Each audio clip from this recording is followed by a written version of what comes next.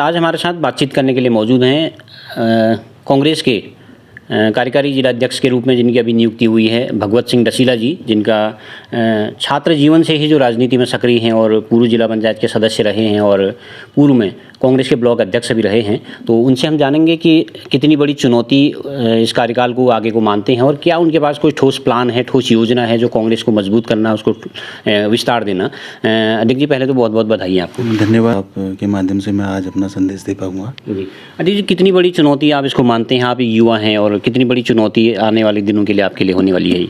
देखिए, चुनौती तो ज़रूर है क्योंकि आज संगठन हमारे पास जो है थोड़ा सा स्टार्ट हम कर रहे हैं संगठन के लिए।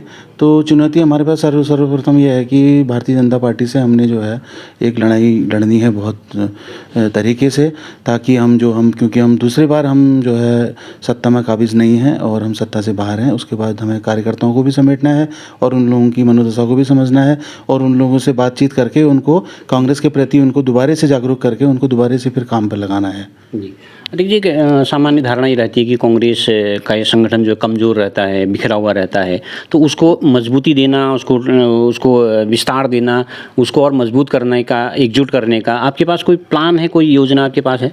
देखिए, हम कांग्रेस के लिए हम काम करेंगे। हमने पूर्व में भी कांग्रेस के लिए काफ़ी काम किया हुआ है और कांग्रेस का जहाँ तक आपका कहना है कि कांग्रेस कमज़ोर है संगठन में, कांग्रेस कमज़ोर नहीं है। कांग्रेस के लोगों में जागृति थोड़ा कम है। लोग अपनी चीज़ों को कहने में थोड़ा झिझकते हैं और संकोच करते हैं। यही कारण है कि कांग्रेस को लोग संगठन को कम कहते हैं, लेकिन संगठन कम नहीं है, संगठन पूरा काम करता है। बस हमारा जो कांग्रेस के लोगों का संकुचित स्वभाव है, उसी कारण से आप इस चीज़ को, ये बात चर्चा जो है मार्केट में आती है। जी देखिए, आप एक युवा हैं और युवाओं के साथ तो आपका अच्छा तालमेल है क्योंकि आप छात्र जीवन से ही राजनीति में सक्रिय रहे हैं। तो सीनियरों के साथ तालमेल बिठाना ये कितनी बड़ी चुनौती है? क्या ऐसी कोई दिक्कत आएगी या कोई सीनियर आपसे नाराज़ हैं? क्या है इस तरह की क्या स्थिति है? नहीं, नाराज़गी का कोई सवाल नहीं है। मैं तो धन्यवाद अदा करना चाहूँगा हमारे प्रदेश के हमारे मुखिया श्रीमान करण मेहरा जी का, जो कि खुद एक युवा हैं और 50 ईयर से नीचे के हैं और उन्होंने आज जितने भी हमारे 17 जिलों में जो हमारे कार्यकारिणी अध्यक्ष बनाए हुए हैं, सारे 50 साल और से नीचे और 40 साल से ऊपर के हैं सारे लोग, और एक नई ऊर्जा के साथ और नए लोगों को हम जोड़ के काम करेंगे क्योंकि हम बुजुर्गों का भी सम्मान करेंगे और बुजुर्गों से उनके मार्गदर्शन का काम करेंगे और उनके अनुभवों का लाभ लेंगे और युवाओं को जोड़ने का काम करेंगे। इसलिए ऐसा कोई आपस में हमारा ऐसा भेदभाव नहीं है। हमने मिलजुल के काम करना है। हमारे वरिष्ठ, हमारे पूर्व में हमारे लोकमणि पाठक जी हमारे जिला अध्यक्ष हैं, उनके दिशा निर्देशों के ही माध्यम से काम होगा। उन्हीं को हम जो है एक पिता तुल्य मानते भी हैं और अपने परिवार के मुखिया के तौर पर हम उनके द्वारा जो भी वो दिशा निर्देश करेंगे उसी के द्वारा हम काम करेंगे। जी देखिए, निकट भविष्य में अब नगर पालिका के चुनाव हैं और पंचायत के चुनाव भी होंगे, फिर उसके बाद लोकसभा के चुनाव आने वाले हैं। तो कितनी बड़ी चुनौती आपके लिए ये रहेगी और क्या आपके पास कोई ऐसी योजना है? देखिए, नगर पालिका का चुनाव तो आगामी 10 माह के भीतर हमारे बीच में नगर पालिका का चुनाव आने वाला है, जिसके लिए हमारे संगठन के तमाम ढांचे, जितने हमारे जो विंग्स हैं, हमारी जो NSUI है, युवा वर्ग है और हम यूथ कांग्रेस है और सारे संगठन के जितने भी सेवा दल है, सब लोगों को एकजुट करके हम बूथ लेवल से काम शुरू करेंगे और ग्राउंड लेवल से काम करेंगे। निश्चित तौर पर हमें सफलता मिलेगी और कैंडिडेट भी हम बहुत अच्छी विचारधाराओं का और कांग्रेस से विचारधाराओं से मिलते हुए व्यक्ति को हम संगठन के लिए हम काम करने के लिए और नगर पालिका के लिए लड़ाएंगे और जिससे कि हमें फ़ायदा मिलेगा पार्टी को। जी अच्छा, अभी आपके जो पूर्व राष्ट्रीय अध्यक्ष हैं और सांसद राहुल गांधी जी एक भारत जोड़ो यात्रा निकाल रहे हैं, तो किस तरह का रिस्पांस आप उसको देखते हैं, कैसे देखते हैं? क्या कांग्रेस के प्रति लोगों का रुझान बढ़ रहा है? आपको लगता है उस यात्रा से कोई लाभ हो रहा है? उस यात्रा को देखिए, आपने पोर्टल न्यूज़ के माध्यम से देखा होगा क्योंकि हमारे जितने भी हमारे जो राष्ट्रीय और नेशनल जो चैनल हैं हमारे, सब लोगों ने उनको बढ़ा चढ़ा के नहीं दिखाया है, लेकिन हमारे पोर्टल न्यूज़ उनके माध्यम से देखिए कि लाखों की, हज़ारों की जो भीड़ उनके साथ दिन रात 25-25 किलोमीटर पर डे चल रही है और उनके पास जो 3,500 किलोमीटर से ऊपर चलने का जो लक्ष्य है और 153 दिन की जो यात्रा है, उसमें आप भीड़ देख के अंदाज़ा लगा सकते हैं कि आज भारतीय जनता पार्टी की जो है जो सियासत है उसकी जो जड़ें हिलना शुरू हो चुकी हैं। जी अच्छा, अध्यक्ष जी, आप यहाँ पर जिलाध्यक्ष बनने की दौड़ में बहुत सारे लोग थे, नाम फाइनली आपका हुआ है। तो पूर्व में जो है यहाँ पूर्व विधायक रहे ललित फरसवाण, हरीश सेठानी, लोकमणि पाठक और ये गीता रावल, इन सबसे कैसा आपका तालमेल है? इन सबसे ठीक ठाक आपका तालमेल है? जी, ये हमारे बड़े भाई लोग हैं और हमारी क्या बोलते हैं गीता जी हमारी पूर्व जो चेयरमैन रही हैं, ये हमारे सब आदर स्वरूप हैं और इन लोगों ने पहले काम किया है। इनके सानिध्य में मुझे भी काम करने का मौका मिला है। सभी लोग मिलजुल के मुझे सहयोग करेंगे, ये मैं उम्मीद रखता हूँ, अपेक्षा रखता हूँ, क्योंकि हमने इनके लिए भी काम किया है और ये भी हमें अपने छोटा भाई और अपना अनुज समझ के हमारी मदद करेंगे और पार्टी को आगे बढ़ाने का काम करेंगे, क्योंकि हम सब एक विचारधारा के लोग हैं। इसलिए मुझे पूरी उम्मीद है ये मेरा पूरा सहयोग करेंगे। जी, फरसाण जी के खिलाफ तो आपने विधानसभा का चुनाव भी लड़ा था। नहीं, फरसाण जी के खिलाफ नहीं लड़ा था, एक विचारधारा की लड़ाई थी। देखिए, मैंने कोई पार्टी से बगावत करके मैंने चुनाव नहीं लड़ा था। मैंने इस्तीफा दिया था और 2017 में जो चुनाव हुआ था उससे पहले मैंने 5 अगस्त 2016 को मैंने इस्तीफा दिया था और उसके 1 वर्ष पश्चात मैंने वो चुनाव लड़ा था। इसलिए ये ना कहा जाए कि हम ललित फरसाण जी के खिलाफ चुनाव लड़े थे, ये क्योंकि अपनी अपनी विचारधाराएँ हैं और हम भी चाहते थे कि हम क्षेत्र का प्रतिनिधित्व करें और क्या बोलते हैं, एक विकास की लौ हम भी जगाएं। लेकिन माननीय हमारे बड़े भाई ललित फरसाण जी ने जो 2012 से 17 के बीच में जो कार्य किए हैं उनका लाभ जरूर उनको मिला है और आगे भी भविष्य में मिलेगा। जी, अच्छा, जब आप जिला पंचायत के सदस्य थे, बड़ा नज़दीकी मुकाबला रह गया था कि आप अध्यक्ष बनते बनते रह गए थे, तो उस वक्त की परिस्थिति में आपको ऐसा कोई मलाल है कि आप जिला पंचायत अध्यक्ष भी नहीं बन पाए, फिर उपाध्यक्ष में भी आपने दांव नहीं खेला? नहीं, इसमें बीती हुई बातों में जाना भी नहीं चाहता और मैंने दिमाग में ना दिल में कहीं रखता हूँ इन बातों को। हमारे पास काम करने के लिए बहुत ज़्यादा विस्तार पूर्वक काम करने के लिए हमारा बहुत क्षेत्र है, बहुत मैदान है और हम चाहते हैं कि हम पुरानी बातों को रिपीट ना करके हम नए तरीके से हम अपने संगठन के लिए काम करें और निश्चित तौर पर उत्तराखंड में ही क्या पूरे भारतवर्ष में हम कांग्रेस को लाना पसंद करेंगे और प्रयास करेंगे और जी तोड़ मेहनत करेंगे उनके लिए। अच्छा, केंद्र में जो अभी भाजपा की सरकार है, प्रदेश में भी भाजपा की सरकार है और 8 साल उसको केंद्र में हो चुके हैं, लगभग 6 साल उसको प्रदेश में होने वाले हैं, तो कैसे आप इनके कार्यकाल को आंकते हैं? जो आप खामियां बताते हैं, कांग्रेस जो बताती है कि नहीं हो पाया, उसको जनता तक कैसे ले जाएंगे आप?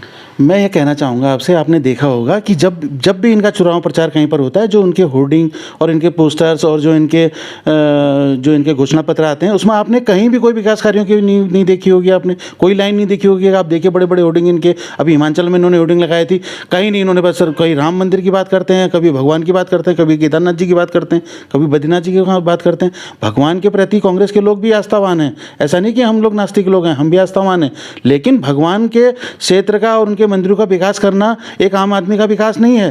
देखिए, जिस प्रकार से कांग्रेस के समय में आप राशन की दुकान हुआ करती थी, कंट्रोल की दुकान हुआ करती थी, जिसमें मिट्टी का तेल हो गया, आपके गेहूँ हो गया, चावल हो गया, इत्यादि चीज़ें, दालें अगर मिलती थी, खाद मिलती थी, चीनी मिलती थी, ये सारी चीज़ें इन्होंने बंद करने का काम किया। और इन्होंने देखिए इन्होंने 15 ऐसे बिंदु रखे हुए हैं जिसमें कि आप गरीबी रेखा में जो भी व्यक्ति इन 15 बिंदु के अंदर आएगा, जैसे कि साइकिल है, मोटरसाइकिल है, और आप कहते हैं कि ये डिजिटल इंडिया है और मोबाइल, एंड्रॉयड मोबाइल नहीं होना चाहिए और आपके पास मोटरसाइकिल नहीं होनी चाहिए, लेंटर वाला मकान, पक्की छत का मकान नहीं होना चाहिए, वगैरह वगैरह चीज़ें, जो कि 15 बिंदु हैं। इन 15 बिंदुओं में अगर आदमी को अगर जो इस 15 बिंदु के अंदर आता होगा उसको तो आप गरीब मान ही रहे हैं। इसका मतलब आप सीधे सीधे उस व्यक्ति को आप अमीरी में ला रहे हैं, यानी कि आपके कागजों में ही आपके लोग अमीर हो रहे हैं, न कि और आर्थिक रूप से देखा जाए, जब 2008 में इतनी बड़ी आर्थिक मंदी आई थी, मनमोहन जी हमारे विश्व के अर्थशास्त्री, जिन्होंने बिल्कुल मौन रह के, शांत तरीके से रह के उन्होंने अपनी इस अर्थव्यवस्था को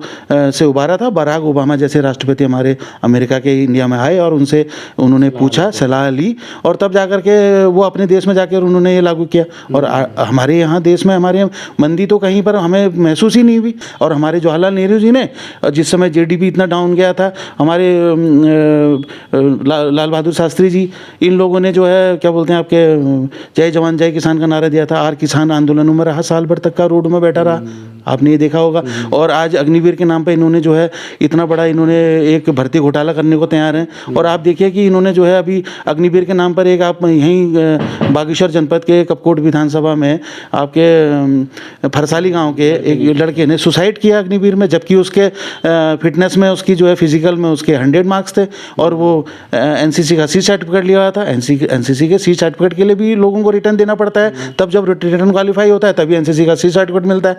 और आपने उसको बिना परीक्षा में बैठे हुए और बिना मेडिकल के आपने उसको जो है बाहर कर दिया। भाई किस मानक से कर दिया आप बताइए? जिस बच्चे के 21 साल का वो युवक जिसके 100% मार्क्स फिजिकल में है और C सर्टिफिकेट उसके पास है, बिना परीक्षा में बैठे हुए आपने उसको बाहर कर दिया।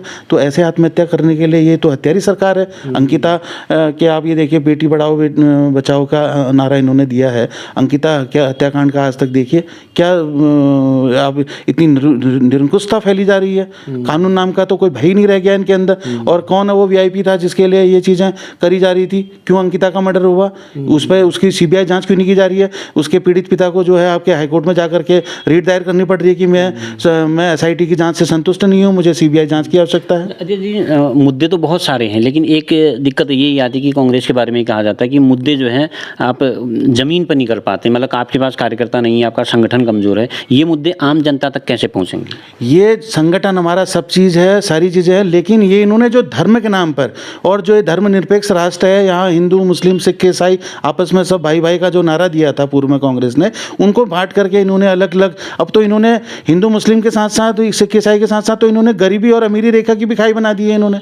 आप देखिए कि इनके द्वारा जो भ्रांतियाँ फैलाई जाती हैं, ये जादूगर लोग हैं, ये ऐसे लोग हैं जो ये बिल्कुल रस्सी का सांप बनाने वाले लोग हैं, तो इनसे तो उम्मीद की नहीं जा सकती है। हमारा संगठन मजबूत है, सिर्फ धार्मिक भावनाओं को लेकर के आज जो है जनता ने हमको नकारा है, लेकिन जनता इनकी समझ में आ रही है। आपको गुजरात का रिजल्ट मिलेगा, आपको क्या बोलते हैं हिमाचल का रिपोर्ट मिलेगा, और वैसे भी इनके आप प्रदेश देखिए तो कौन से प्रदेश में जीते हैं? मणिपुर में इन्होंने मात्र 2 विधायक इनके बने हुए थे और इन्होंने सरकार तोड़फोड़ करके कर दी। आज महाराष्ट्र का इन्होंने देखा होगा कि इन्होंने 300-400 करोड़ से ऊपर इन्होंने खर्च करके इन्होंने वहाँ महाराष्ट्र की सरकार गिरा दी। इनका काम सरकार गिराने का है। ये लोग सरकार बनाने वाले लोग नहीं है, सरकार को गिरा करके और उस पर जो है ये लोग राज करने वाले लोग हैं। चलिए अध्यक्ष जी, आपका कार्यकाल बहुत अच्छा रहे, बहुत सुनहरा रहे, इसकी हम कामना करते हैं। बहुत बहुत शुभकामनाएं आपको। धन्यवाद आपका बहुत बहुत। तो आप थे कांग्रेस के कार्यकारी जिला अध्यक्ष भगवत डसीला जी, जिनका स्पष्ट मानना है कि वो इन मुद्दों को लेके, जन समस्याओं को लेके, जन मुद्दों को लेके जनता के बीच जाएगी और संगठन को मजबूत करना, उसको विस्तार देना, युवाओं को जोड़ना और सीनियरों को साथ लेकर चलना उनका लक्ष्य है, और हम उम्मीद है कि वो उसमें कामयाब रहेंगे। प्रतिपक्ष संवाद के लिए मैं सुरेश पांडे।